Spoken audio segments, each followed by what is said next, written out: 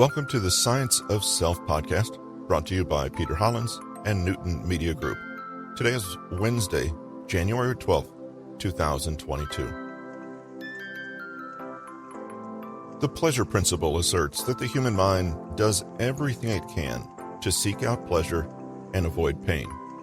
It doesn't think, it doesn't analyze, it just acts like an animal moving in the direction that it feels more pleasure and less pain. It doesn't have any sense of restraint. It's primal and unfiltered. It doesn't get any simpler than that. In fact, an apt comparison is a drug addict who'll stop at nothing to get another taste of narcotics. Today, from Peter Hollins' book, The Power of Self-Discipline, we take a look at the brain that works against you. Almost nobody will argue against the importance of self-discipline, even if they know they fall short in practicing it on a daily basis. Anyone with some life experience under their belt knows that they can accomplish more with a healthy sense of constraint and willpower. If they haven't always exhibited self-control themselves, at least they've seen examples of successful people who have. And they'll readily admit that such people at least appear to get more done than those without self-control. Why do we fight against our own self-interests when it comes to instilling discipline into our own lives? Is it just that we don't want to eat our vegetables? Not quite. Unfortunately, a major reason, a more general reason that directly or indirectly causes each of the 5 mental hindrances is the brain itself. The brain is a network. It's fundamentally composed of nerve cells, or neurons. These neurons communicate to each other through chemical reactions. An impulse in one nerve fiber gets activated, then is converted into a chemical that flies across the gap and is received by another nerve fiber. This act, multiplied by about 1 trillion times a day, basically controls everything we do, say, or think.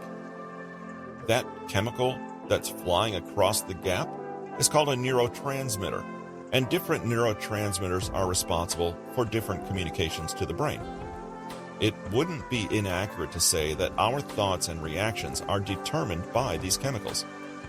Self-discipline is especially tied to a specific neurotransmitter, dopamine.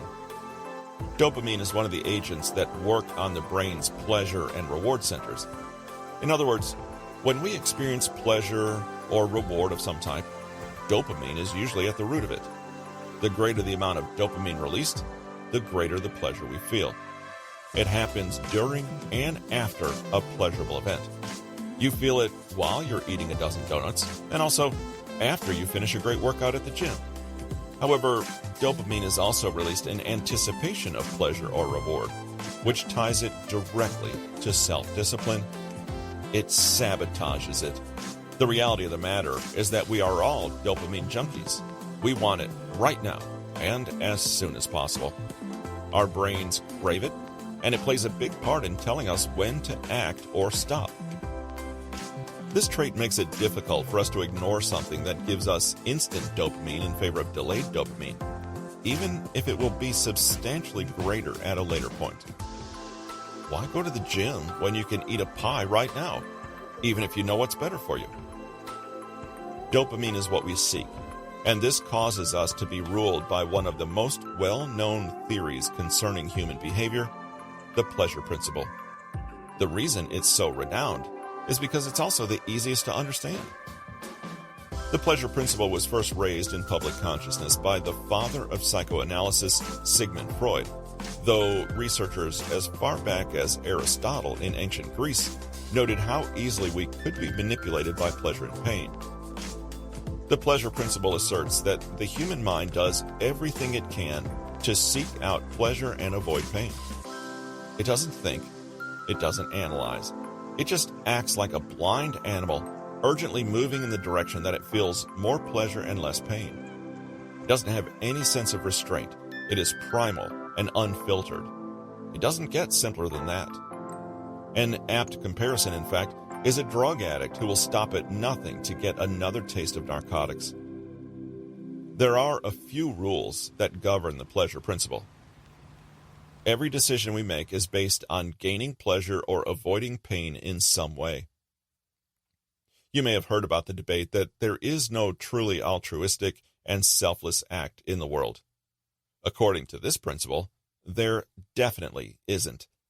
Even giving to charity would in some way bring pleasure or avoid pain. No matter what we do in the course of our day, it all gets down to the pleasure principle. You get a haircut because you think it will make you more attractive to someone else, which will make you happy, which is pleasure. Conversely, you wear a protective mask while you're using a blowtorch because you want to avoid sparks flying into your face and eyes because that'll be painful.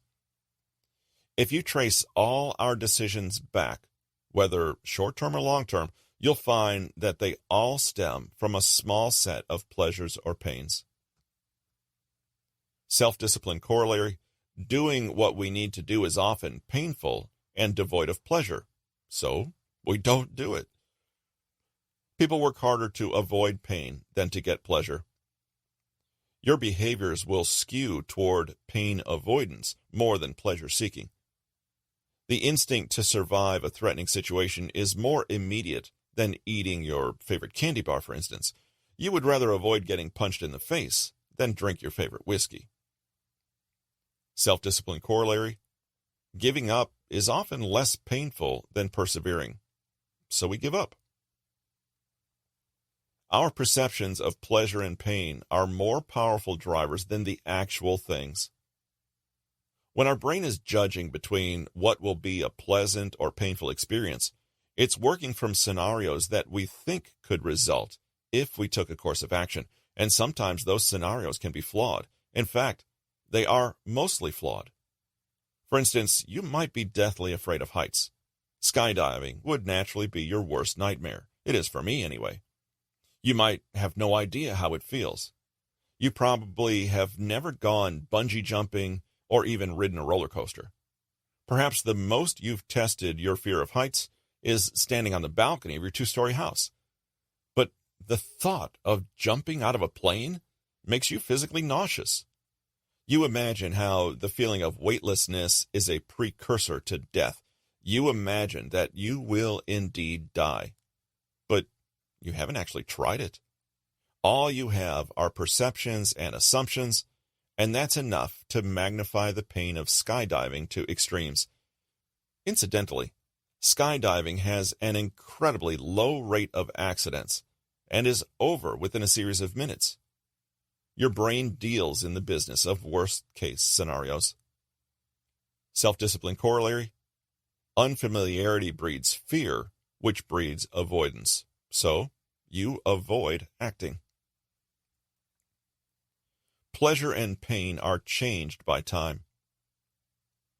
In general, we focus on the here and now.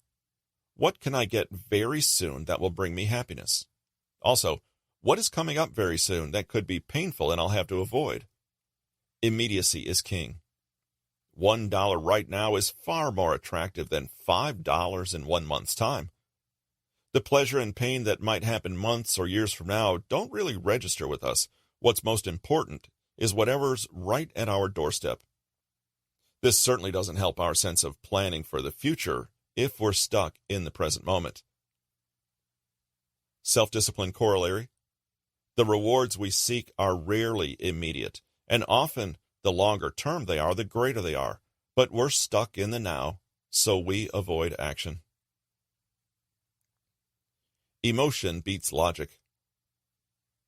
When it comes to the pleasure principle, your feelings tend to overshadow rational thought. You might know that doing something will be good or bad for you.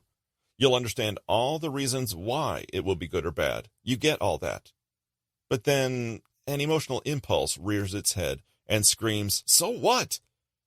There's nothing you can do to control the power of a volcano, even if you know it's within your control. Losing $1 might be bad on its own, but when you insert emotion into this loss, it stops becoming about the dollar and more about everything the dollar could possibly represent, and then you're headed down a slippery slope. Self-discipline corollary: logic doesn't control our behavior nearly as much as we would like to believe it does. At this point, you should see the writing on the wall that the pleasure principle is one of the main saboteurs of self-discipline. We've always been biologically wired to not think ahead and care most about the present moment, essentially the opposite of what self-discipline focuses on. This is the same reason that delaying gratification is difficult. However, we can skirt around this by changing the way we think about pleasure and pain. In the pursuit of self-discipline, we want to increase the pleasure in every long-term duty or obligation we have and lessen the pain.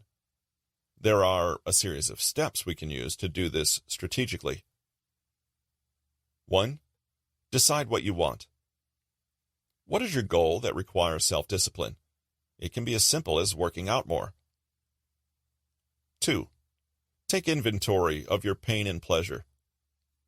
This is where you take aspects of the pleasure principle and start massaging them to your benefit. Here's what you do. Take 2 sheets of paper, draw a line down the middle of each page. At the top of the left column on both pages, write down pain avoided. At the top of the right column on both pages, write down pleasure gained. Now, at the top center of one of the pages, write down being disciplined. At the top center of the other pages, write down not being disciplined. By now, you probably know what we're up to. You're going to list the pain and pleasure you expect you'll experience when you take a step toward accomplishing your goal, or when you decide not to. To motivate yourself psychologically, you're going to ramp up the pain associated with not being disciplined and the pleasure associated with being disciplined. This may seem elementary, but it's a level of perspective and insight that you can use to combat your impulses. Just taking stock of what happens in reality can help quell your impulses. For example, let's take that goal of working out more. Let's go with the not being disciplined bit first. It might look something like this. Not being disciplined to work out more. Pain avoided. Embarrassment, shame at the gym, no sore muscles, paying gym fees. Pleasure gained. More television time. More free time in general. Now, let's make one up for being disciplined. Being disciplined to work out more. Pain avoided. Feeling lazy. Lack of dates. High blood pressure. Pleasure gained. Confidence, attractiveness, real-world strength. List as many pain and pleasure points as you can for each scenario. Be honest with yourself and try to think the potential through as much as you can. You should get some clarity about what your aspirations and ambitions are, not to mention your hopes and fears. 3. Tip the scales in your favor. This is a part where you get creative. Take the not being disciplined sheet and minimize the pains. They're minor. They're trivial. Convince yourself that these small things shouldn't have such power over you. Tip the scales in your favor, so to speak. Now, for the being disciplined sheet, amplify the pleasures. Picture how utterly fantastic each of these situations could turn out. Think about the best-case scenarios that could result with each of these items. Take the positive possibilities and run with them. Don't be surprised if you get a minor dopamine rush from this alone. This sheet is more than just an inventory. It's a checklist for reinforcing your self-discipline. What you've just done is created a very tangible cost-benefit analysis that gets to the heart of what makes you act. Instead of waiting for our prehistoric brain to sabotage our efforts because of the lack of pie or television, we can tip the scales a bit in our favor when it comes to dopamine and make our brain work for us rather than against us. Please take a moment to visit bit.ly/Peter Hollins to pick up your free Human Nature cheat sheet, 7 surprising psychology studies that will change the way you think. If you'd like to hear more from Peter Hollins' book, The Power of Self-Discipline, please take a moment to visit bit.ly/Power of Self-Discipline.